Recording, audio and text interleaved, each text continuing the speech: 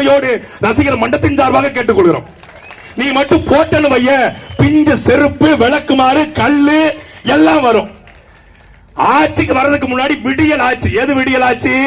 தமிழ்நாடு முழுமைக்கும் கல்லை வெட்டி கடத்துவது விடியல் ஆட்சியா? ஸ்டாலின் போய் கேட்டிருக்காங்க, ஐயா இந்த மாதிரி கல்லுக்கு நம்ம ஆட்சியில தடை போட்டு வச்சிருக்கோம், இந்த விவசாயிகள்லாம் கல் இறக்க அனுமதி கேட்கறாங்க, கல்லுக்கு தடை போட்டுக்கோமா? இல்லையே, நல்ல கன்னியாகுமரியில கல்ல பூரா வெட்டிக்கிட்டு தான் இருக்காங்க.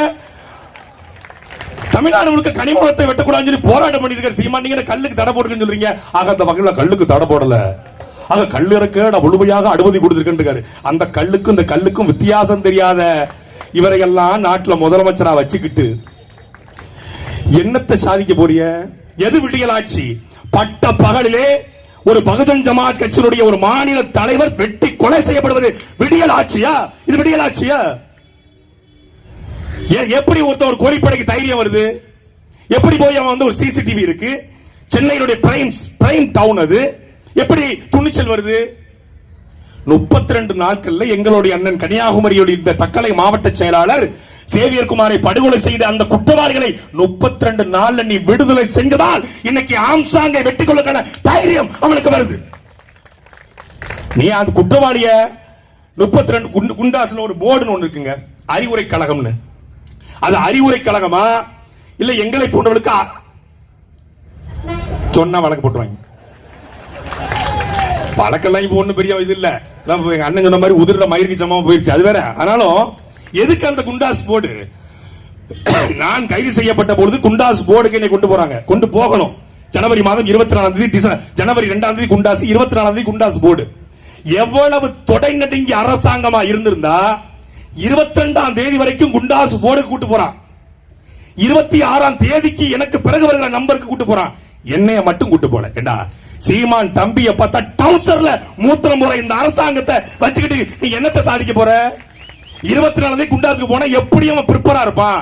மானங்கட்ட கேள்விய இந்த அரசாங்கத்துறைக்கு நல்லா கொதிச்சு போயிருந்தேன் கேட்பான் அப்படின்னு பயந்துகிட்டு என்னைய கூட்டு போகாம என் சார்பா ரெப்ரசன்டேட்டிவ் யார் எங்க ஐயா சேவியர் பெலிக்ஸோ கேம்பல் செல்வாவோ எங்க மனைவி மாதரசியை தயார் பண்ணி அனுப்புறாங்க. அது பாவம் பிள்ளை என்ன பண்ணும், ஃபெயில் கொடுத்துருக்கேன் அப்பெல்லாம் கொடுக்க முடியுமா? அவர் நாட்டுடைய முதலமைச்சரே ஏத்து பேசிட்டாரு.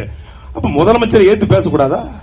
இடிப்பாரா இல்ல ஏமாறா மன்னன் கிடப்பார் இலானும் கெடும் என்று வள்ளுவன் சொல்றான். முதலமைச்சர்லாம் வானத்திலிருந்து பிறந்து வந்தாரா இல்ல பிறக்கும் போதே முதலமைச்சரா? முதலமைச்சர் யாரும் பேசக்கூடாதா? சவுக்கு சங்கர் பேசினா குண்டாசு, கல்யாண் ராமன் பேசினா குண்டாசு, கிஷோர் கேசாமி பேசினா குண்டாசு, துரைமுருகன் பேசினா குண்டாசு, இடுமான கார்த்திக் பேசினா குண்டாசு, போனாச்சு. யாரு பேசினாலும் குண்டாசு. ஆனால் கூலிக்கு கொலை செஞ்சவன குண்டாசுல போட மாட்டாங்க, கள்ளச்சாராயம் காட்சி வித்தவன குண்டாசுல போட மாட்டாங்க. ஏன்? காட்சி வித்தவன் பூரா அவன் ஆளுங்க.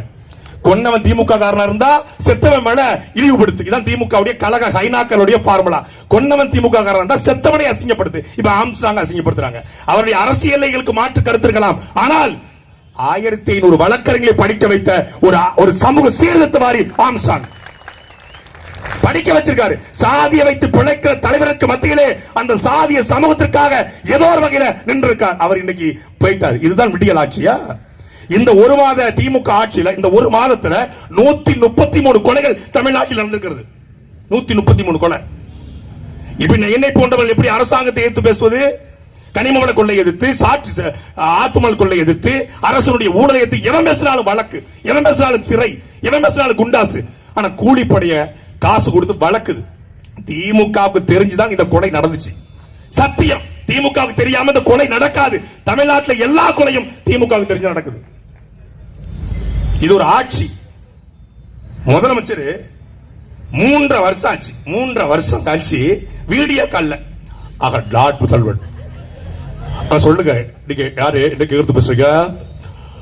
ஆக கட்ட கட்டது கை ஆடுது. ஆக சொல்லுங்க, ராமநாதபுரத்துல இருந்து பேசுறீங்க? ராமநாதபுரமா? நிலவில ராம்நாடுன்னு சொல்லு. அவர் எந்த நாடுன்னு கேட்டிருப்பாரு. ஆக உங்க பேரோட எவர்? சரஸ்வதிங்கய்யா. ஆக சரஸ்வதி, நீங்க எத்தனாவது படிக்கிறீங்க? ஐயா நான் இல்லைங்க, என் பிள்ளைதான் 3ஆவது படிக்கிறது. இத வச்சுக்கிட்டு வந்துட்டாங்க. அம்மாவுக்கு பிள்ளைக்குமே வித்தியாசம் இல்ல. இவன்ட்ட போயிட்டு நீங்க கல்லுக்கு இறக்க நீங்கள் அனுமதி வேண்டும், பதநீர் இறக்க அனுமதி வேண்டும். பதனியை கொண்டு போய் கொடுக்குறாங்க. ஸ்கிரிப்ட் தான். பாதிரிமார்கள் எங்க கிட்டயும் பாதிரிமார் இருக்காங்க, தமிழ் தேசிய பாதிரிமார்கள், உண்மையான பைபிளை படிச்ச பாதிரிமார்கள், இயேசுவின் வழிவந்த பாதிரிமார்கள், உண்மையாக கிறிஸ்தவ மதத்தின் மார்க்கத்தின் படிக்கக்கூடிய பாதிரிமார்கள் எங்களுடைய அண்ணன்மார்கள். ஆனா அங்க ஒரு 4-5 செட்டப் பாதிரிமாரத்துக்கு வச்சிருக்காங்க.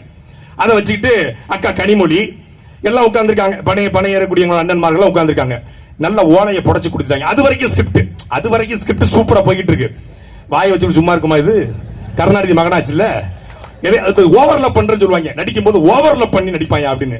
ஓவரா போறாங்க. 10 ரூபா கொடுத்தா 500 ரூபாய்க்கு நடிப்பாங்க. அது மாதிரி நம்ம மனோரமா அம்மா, நம்ம ஐயா சிவா அவங்க கூட நடிப்பாங்க. ஆனாலும் கூடுதல் அது மாதிரி ஐயா கொடுத்துட்டாங்க. பதனியை பொதுநாப்புல குடிச்சு வந்திருந்தா ஒண்ணும் இல்ல, ஸ்கிரிப்ட் நல்லா இருந்திருக்கும். ஆகாத வகையில இதற்கிட்ட இடிப்பா இருக்கு, சக்கரை போடுவீங்களா? பதனியில சக்கரை போடுவான்னு கேட்கக்கூடிய நீ போய் நாட்டை கொடுத்துட்டு நீ கல்லேருக்கு அனுமதி கொடு, பதனியருக்கு அனுமதி கொடு, எனக்கு தென்னம்பால் வேணும், பணம்பால் வேணும். உனக்கு தென்னம்பால் கிடைக்காது, பணம்பால் கிடைக்காது. உனக்கு செத்தா நாளைக்கு பால் தான் கிடைக்கும். கொடுமை. தண்ணி மேல லாரி ஏத்துறாருங்க ஒருத்தர். அவர் நாட்டினுடைய முதலமைச்சரா இருந்தா நாடு விளங்குமா? ஹைட்ரோ கார்பன் சொல்றது இல்ல, ஹைட்ரோ பைட்டுங்கிறாரு. பொள்ளாச்சியில பாலியல் பலாத்காரம் நடந்துச்சு. அங்க பொள்ளாச்சியில பாலியல் பலகாரம் நடத்திருக்காங்க.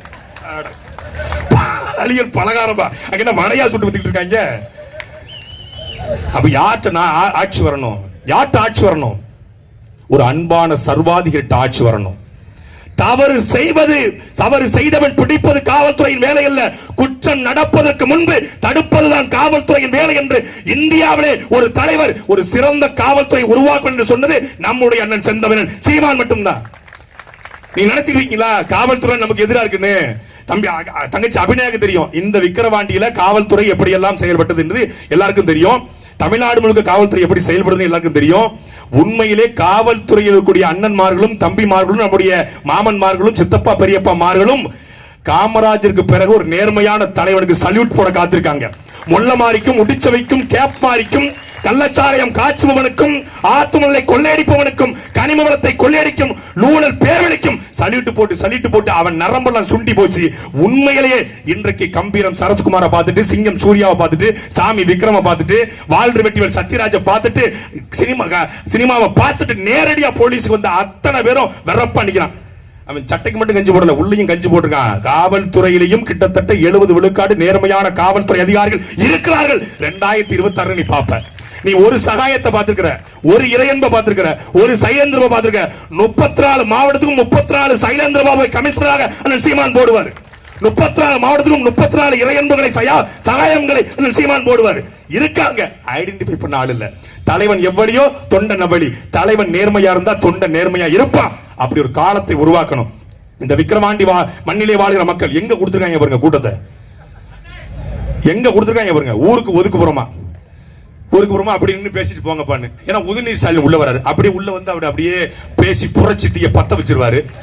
அப்படியே வன்னியரையும் படையாட்சியும் கட்டி பிடிச்சு கலங்க வச்சிருவாரு. தேவரையும் தேவேந்திரையும் சண்டை போடாம தடுத்துருவாரு. இந்தி இஸ்லாமியர் ஒற்றுமையை பேசி அப்படியே கட்டி பிடிக்க வச்சிருவாரு. அப்படியே நேர மேல்பாதி கிராமத்தை கூட்டு போய் திரௌபதி அம்மன் கோயில் பூட்டை உடைச்சு அப்படியே 2 பேரும் உள்ள கூட்டு போயிருவாரு. அப்படியே வேங்க வயல் மலம் கலந்த தண்ணியை துருதிக்கு போட்டு நல்ல தண்ணியை ஊத்திடுவாரு. அப்படியே சாலைகளை போட்டு கழிவறையை கொடுத்து பள்ளிக்கூடம் கட்டி படிக்க வச்சு வேலை கொடுத்து சம்பளம் கொடுத்து உயர்த்திடுவாரா? விளையாட்டு பிள்ளைய கொண்டு விளையாட்டு துறைக்கு போட்டு வச்சிருக்காங்க. செங்கலையும் முட்டையும் தூக்கி தெரியுது. இப்ப 40 நாள் ஐயா ஸ்டாலின் அவர்கள் வந்து லண்டன் போற, இது அமெரிக்கா போறாப்படியா. என்ன இந்த அன்னியன் படத்துல சார்லி வந்து படுத்திருப்பாரு. விக்ரம் வந்து கேட்பாரு, என்ன பண்ணிட்டு இருக்கீங்க அப்படின்னு. டயர்டா ரெஸ்ட் எடுத்துட்டு இருக்கேன். எதனால ரெஸ்ட் எடுத்துட்டு இருக்கீங்க? ரெஸ்ட் எடுத்து டயர்டாயி ரெஸ்ட் எடுத்துட்டு இருக்கேன். சேம் முதலமைச்சர் ஸ்டாலின், எதுக்கு அமெரிக்கா போறீங்க? டயர்டாயி அமெரிக்கா போறேன். ஏன் டயர்ட் ஆயிட்டீங்க?